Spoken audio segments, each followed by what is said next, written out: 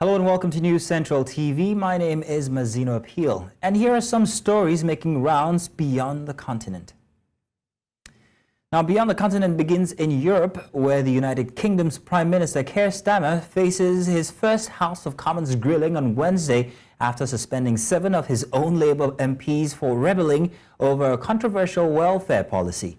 Starmer suspended the Labour rebel late Tuesday after they backed a motion demanding the removal of the contentious 2-child limit on benefits introduced by the previous Conservative government. Their votes supporting ending the cap introduced in 2015, in which it restricts payments to the first 2 born to most families, is an early test of Starmer's authority. Starmer's decision to suspend the whip from the group of left-wingers, which included former finance spokesperson John McDonnell, was seen as a show of ruthlessness from his new administration.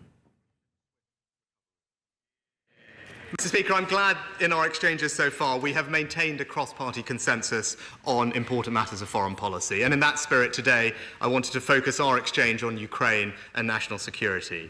Can I thank the Leader of the Opposition for not only raising the question of Ukraine, but doing it in a way which can maintain the unity across this House, which has been so important to the Ukrainian people. And I can assure him that we are, of course, talking to Ukraine about how they deal with the Russian aggression that they are facing, have been facing for many, many months. This issue, look, we have a more severe crisis than we thought as we go through the books of the last 14 years.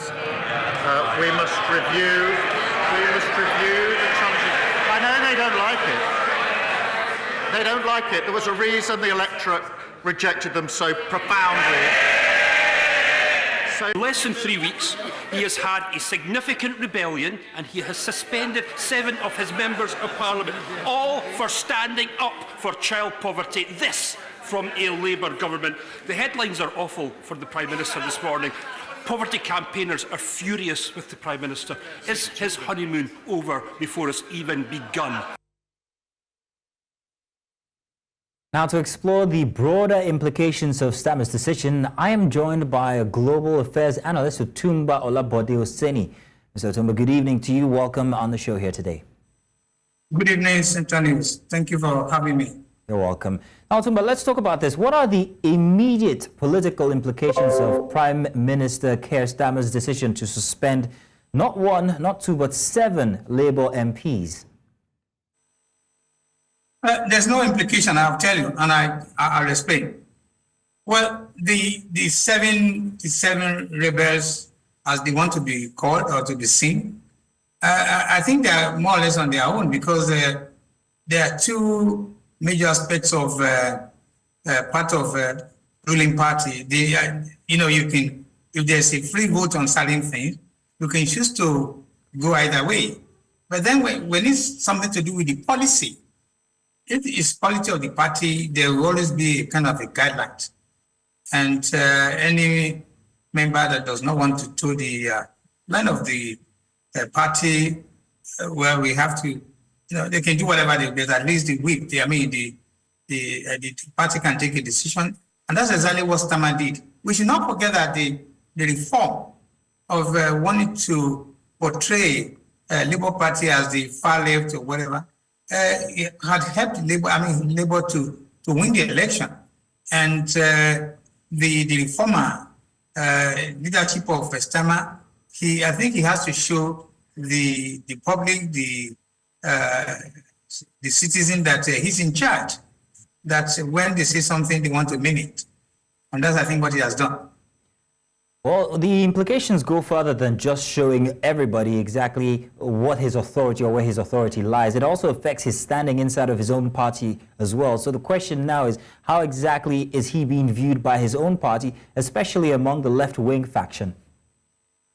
Again, as you can see, out of large majority of 300 and something members that won the election, if 7 were thrown out because they are not willing to comply, it's very, very insignificant. It doesn't make any difference to his leadership as we speak. So the other members see reason why they will have to comply. And to comply in any political, especially in Europe, does not mean you are going to be arm twisted. They are not going to force you to do whatever you don't want to do. And that's the reason why these 7 people choose not to go along with the policy of removing the cap for now. So I'm sorry, again, those 7 people, they are more or less on their own as we speak. Okay, well, let's talk about strategy now. Could this be seen as a strategic move by Keir Starmer himself? Perhaps maybe ramping up power, consolidating power, showing off authority within the Labour Party. If this is strategic, how? Your take, please. Yes, Starmer has to show leadership, a strong leadership. And again, that is exactly what he has done. He has to show the people, he has to show members of his party that he's in charge. And not in form of authoritarianism or anything, but the party look up to him that this is part of what we promised the public. This is what we say we are going to do. This is going to be part of our policies and so on and so forth. So with 7 out of majority of 100 and something, it's not going to have any effect on him immediately. And like I said, majority of his MPs are behind him. And that's why I think these people will have to understand that they are in minority, a very small minority. So Starmer has nothing to worry as we speak. So I've noted that they're not your favorite group of people. I'm talking about the suspended MPs, but let's still talk about them. What repercussions lies in wait for these suspended MPs, both politically and in their constituencies then?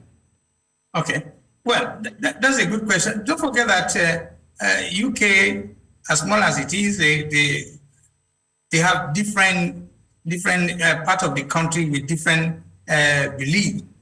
Some part of the country are just like more of leftist believers. Some of them in the center, some in the right. So the consequence of these 7 sacked or suspended MPs, they will have to go and explain to them that the party did not take kind to what you represent. So all this can be negotiated again, this can be discussed, but again, when they go back to their constituency and explain to them, the likelihood that the constituents might be angry and say, look, majority of us are poor, we want this cap to be removed, we want the party to do that. But then again, do not forget that this is democracy. Minority will have their say, majority will have the way. So as it is, it's the majority of the MPs representing Labour Party, government in power, party in power, that take a decision, and it's now the individual MPs to explain what the situation is to their constituencies. Well, Mr. Otunba, Olabode, Oseni, I want to say thank you very much for sharing your expert opinion on this topic here today. Thank you very much, sir. I appreciate it. Thank you too.